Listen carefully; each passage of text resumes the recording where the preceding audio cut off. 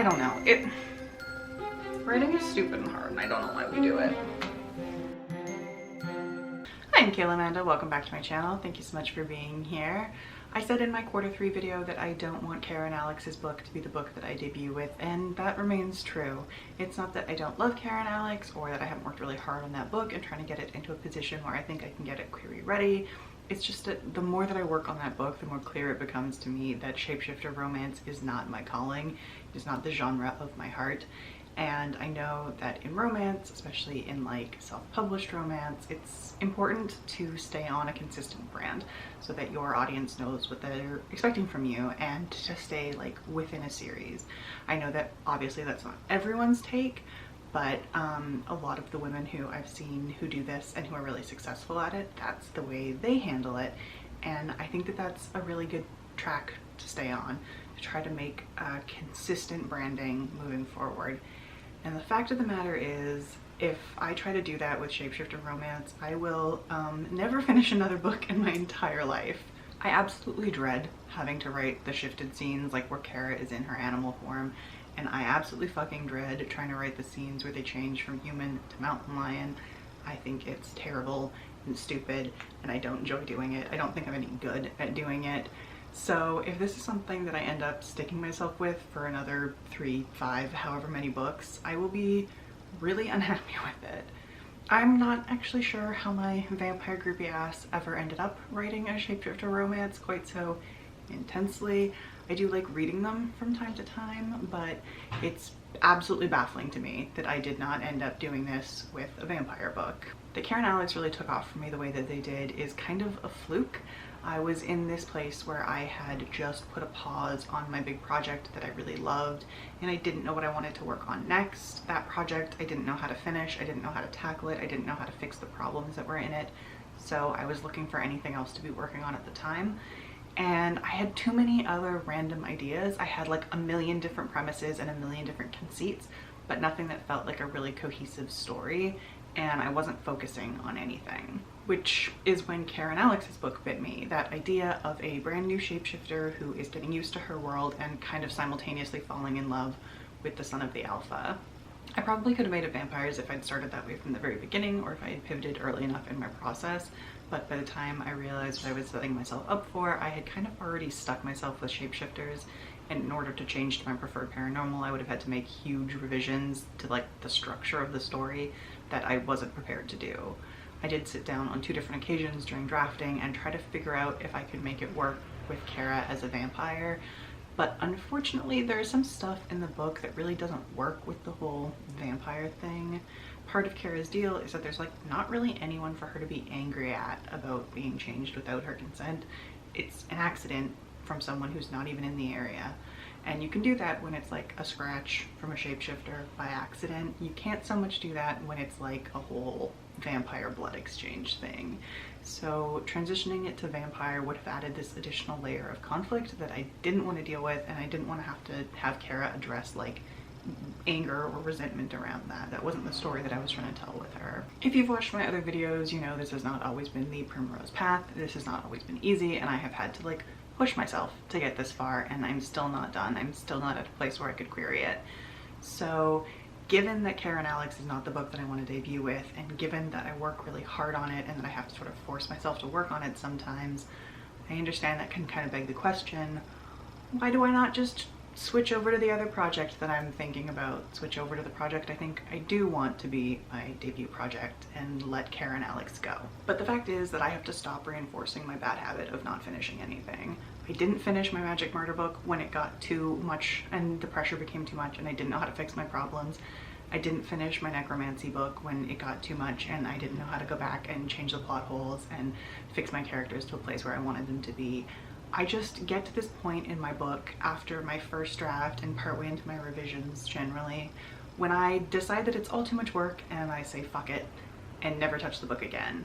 And that just reinforces this habit I have of not finishing my projects. So with Kara and Alex, I was very aware of that habit. So in the last 5 years, I finished the first draft of my Magic Murder book, my Necromancy book, and Kara and Alex's book. And all of those I've at least started a revision for.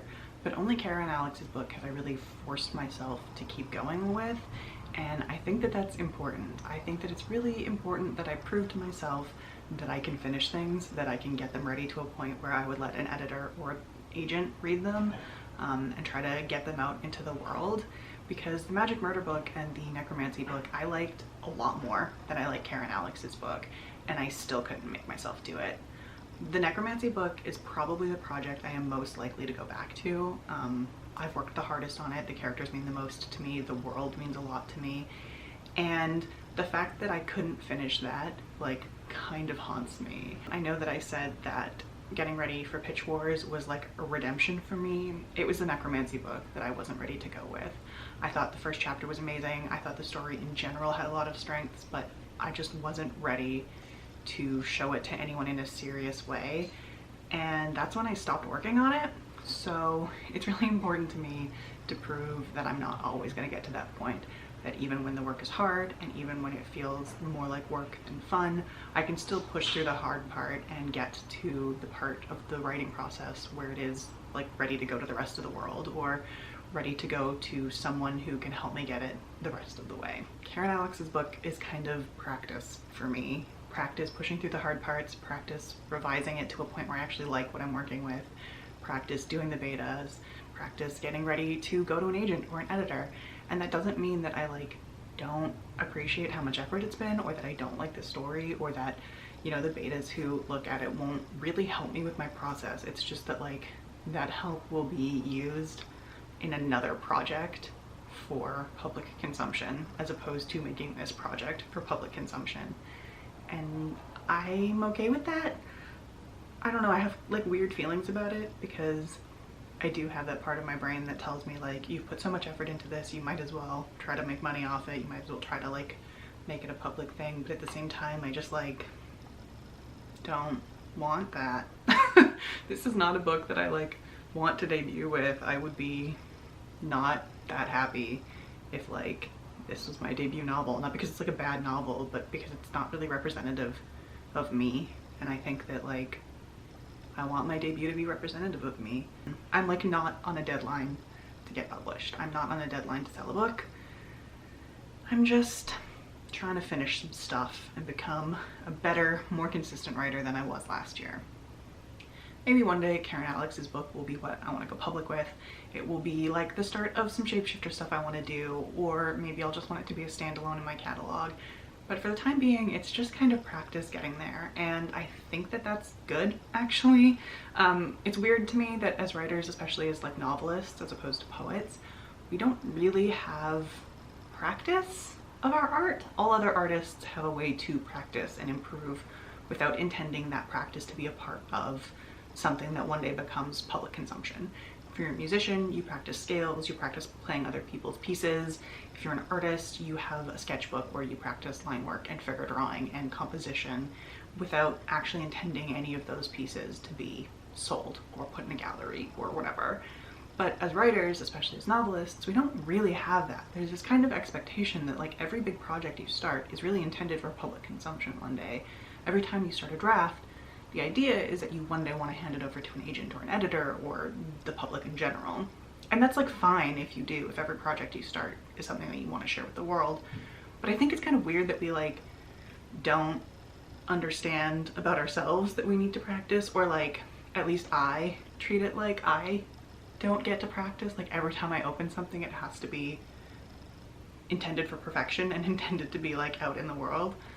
But how am I ever supposed to get good at finishing a book or like good at revising a book if I don't have any practice doing those things? And like the first time I revise a book cannot be the perfect time I revise a book. That just like doesn't make any sense. So I think I like do myself a disservice where I treat every project as like a capital B book that needs to like go out in the world and have other people read it.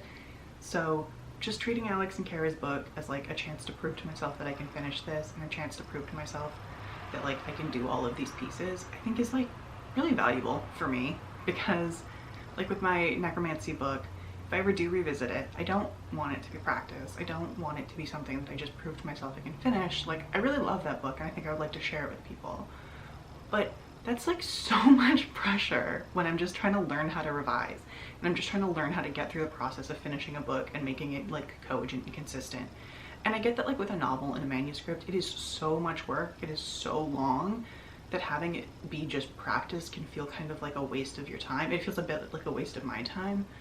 But I also think like it's better to get the practice in on something that I like care about. Obviously I care enough about it to continue doing it even when it's hard, but that doesn't like mean so much, because I think that it lets me be a little bit less perfect, and it lets me be a little bit more open to like flailing through my revision process and like teaching myself the better ways to do it, so that when I am working on something that like means a lot to me, I don't feel so inexperienced and I don't feel so out of my depth.